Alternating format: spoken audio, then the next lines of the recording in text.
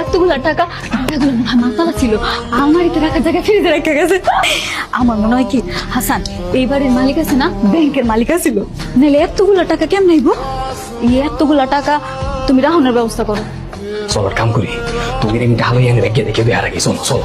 এতগুলা টাকা লয়ে ভেঙে যাবে কেমনে? হ্যাঁ, জ্যান থেকে পারো একটা বড় বস্তা নিয়ে আসো, ওই বস্তায় সবটি টাকা বইরা আমরা লয়ে যাবো। ভালো কথা কইছো তো, ইয়া তোমার মাথায় বুদ্ধি আছে। দাঁড়াও লই দিছি, দাঁড়াও না। আম্মা, আমি আর হাসানে একটা বাড়ি ঢুকছি, বাড়ি ঢুকে দেখি মা টাকা আর টাকা, টাকা ফ্রিজের মধ্যে মেলা টাকা। মা আমি হাসানের পাঠাইছি, কইছি জানতে পারো একটা বড় বস্তা নিয়ে আইও, এই বস্তায় সব টাকা বইরা আমরা লয়ে আইতাছি। মা তোরা ছোট মানুষ, এত টাকা লই আইস না, আমি আইতাছি। ভাই বস্তা আছে, বস্তা কি রাখবেন আমার এখন? টাকা রাখুন, টাকা। পেলন একটা বড় বস্তা নাই, 100 টাকা দেন। মা গো মা, কত টাকা!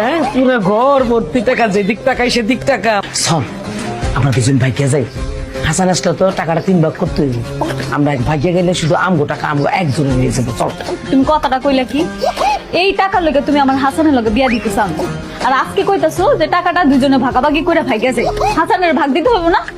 মার মাইয়া মেয়েরা টাকা পয়সা ভাগাভাগি শুরু করে দিয়েছে অলরেডি। টাকা কেমনে ভাগাভাগি করা যায় সেই বুদ্ধি পরামর্শ করতেছি।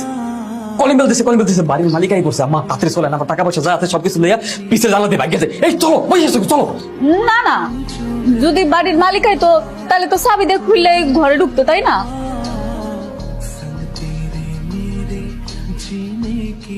বাড়ির মালিক কে? বাড়ির মালিক আমার খালু। তার রাখেন। স্যার হয়তো দেশে নাই, সৌদি থেকে আছে। আচ্ছা, এই বাড়ি থেকে দোকানে বস্তা আনতে গিয়েছিল কে? স্যার আমি গেছিলাম স্যার। বস্তা কি রাখবি?